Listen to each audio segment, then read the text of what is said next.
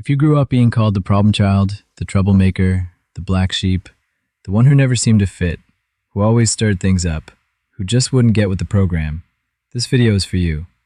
Here's what research has discovered about your experience. A 2023 study from the Australian National University found that scapegoating, being made the family's problem, is a key mechanism linking difficult family dynamics to anxiety and depression in adulthood. Another study, published in the Family Journal in 2021, found that the more dysfunctional the family, the more likely a child was assigned a role like scapegoat or lost child. And those roles predicted depressive symptoms years later. But here's what the research also suggests, and what your family probably never told you. You weren't born the problem. You were assigned a role. And that role, your rebellion, your refusal to go along with the lies, may have actually been the most honest response in the room. Today, we're walking through the psychology of the problem child. Not to blame, not to shame, but to understand the map of where you've been so you can finally find your way back to yourself. If that sentence lands somewhere deep inside you, please hit like and subscribe. It tells the algorithm that this conversation matters. Let's walk through this together. Before we talk about the problem child, we need to understand the environment that created the role. When people hear dysfunctional family, they often think, well, every family is dysfunctional, nobody's perfect. But that misses something important. The word dysfunctional doesn't mean imperfect. The prefix dys means in pain. A dysfunctional family is a family in pain, pain it cannot resolve. All families go through hard times. A functional family processes that pain, works through it, and comes out the other side. A dysfunctional family can't. The pain piles up, unresolved, year after year. Children in this environment have three unconscious priorities. How do I relate so I don't get hurt again?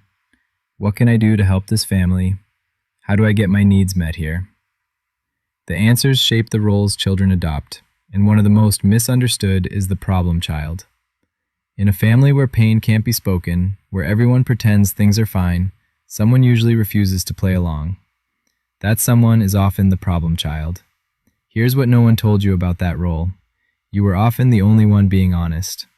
While the rest of the family built a house of cards, pretending, minimizing, sweeping things under the rug, you looked around and said, "This family is sick. This isn't love, and I'm not going to pretend it is." Dr. Victoria Grande explains that in narcissistic family systems, parents create artificial roles, a golden child, and one or more scapegoats, to regulate their own emotions. These roles have nothing to do with who the children actually are. The scapegoat becomes the container for everything the family can't face. Every problem, every frustration gets projected onto them. If we didn't have this child, we wouldn't have any problems. That message gets communicated until the child believes it. But here's the paradox.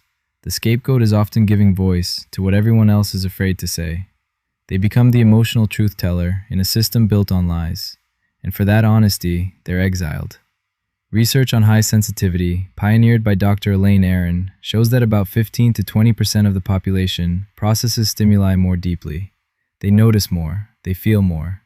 In a healthy family, this is a gift. In a dysfunctional family, it's a curse. You felt the pain more acutely. You noticed the inconsistencies. You sensed the tension before anyone else.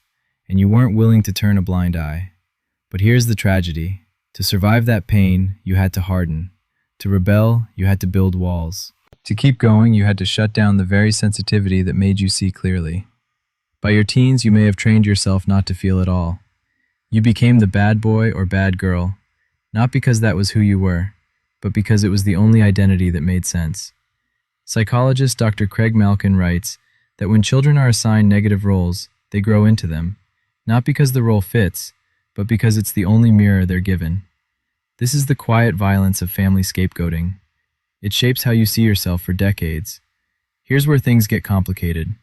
Your family stopped validating you long ago. That validation went to the hero child, the one who did everything right. So where did you turn? To your peers. And what got you validation from them? Being the baddest. Pushing the envelope. Suddenly your rebellion had a new audience. They applauded. But here's the trap. To keep that applause, you had to keep pushing further. Last week, a 12-pack. This week, a 24. You trained yourself to see authority as the enemy. Anyone in power triggered that knee-jerk rebellion. You're not the boss of me. In relationships, this becomes devastating. Your partner asks for something, and your first instinct is resistance. Your nervous system learned that compliance equals danger. You became skilled at manipulation and intimidation, not because you're bad, but because those tools worked. They got you what you needed when no one was giving you anything. But here's the cost. People stopped seeing you as safe. They saw you as a loose cannon, someone with too much anger. And underneath, that sensitive child was still there, just buried so deep you couldn't feel them anymore.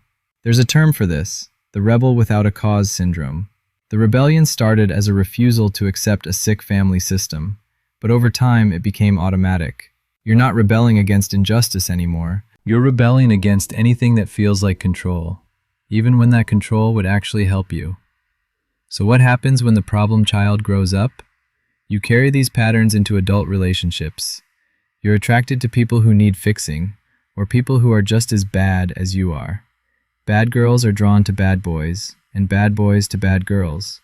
It's familiar, it's comfortable, and it's a recipe for disaster. If you grew up in chaos, peace feels foreign. Safety feels suspicious. When someone is consistently kind, part of you waits for the other shoe to drop. But when someone is volatile, that feels like home. Your nervous system doesn't seek what's healthy, it seeks what's familiar. You struggle with authority in any form. Every request feels like a demand. Every boundary feels like rejection. You have a hard time trusting, because trust was broken by the very people meant to protect you. Now every new person carries the echo of that betrayal. And underneath is a question you may not realize you're asking. If I let go of the bad boy or bad girl identity, who am I? Because that role, as painful as it was, kept you alive. It gave you an identity when no one else would. Letting go feels like stepping into a void. The fear is real. If I drop this role, will I get hurt again? Will I become that weak, sensitive child who got walked all over? The 2023 study found that scapegoating predicts a specific kind of anxiety rooted in feeling fundamentally flawed. That feeling follows you into adulthood. So here's what we want you to really hear. You weren't born the problem. You were assigned a role. That role began as something healthy, a refusal to accept a sick situation, an insistence on honesty, a sensitivity that made you see what others couldn't. The problem isn't that you rebelled. The problem is that to maintain that rebellion, you had to get sicker yourself. You had to harden what was soft. You had to shut down what was feeling. The 2021 study found something hopeful. Understanding these roles, seeing them clearly, was the first step toward healing. When adults could name the role they'd been assigned, they could begin to separate who they were from who they'd been told they were. This is what we're offering, a chance to see the blueprint, to name it, and to begin laying it down. You are not your role. You are the person who survived it. And that person, the one who refused to lie, who felt things deeply, is still in there, buried, wounded, but not gone. The problem child was never the problem. The problem was a family system that couldn't hold pain, couldn't face truth. You were just the one honest enough to reflect that back. Your sensitivity wasn't a flaw.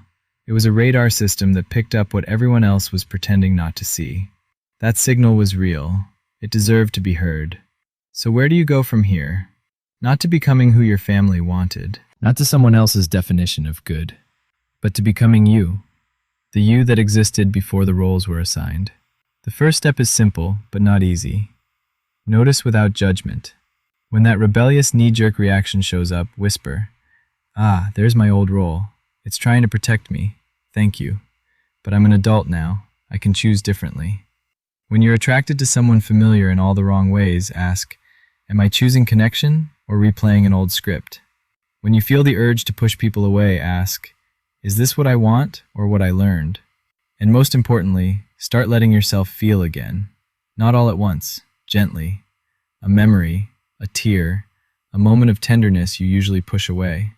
Your sensitivity was never the problem.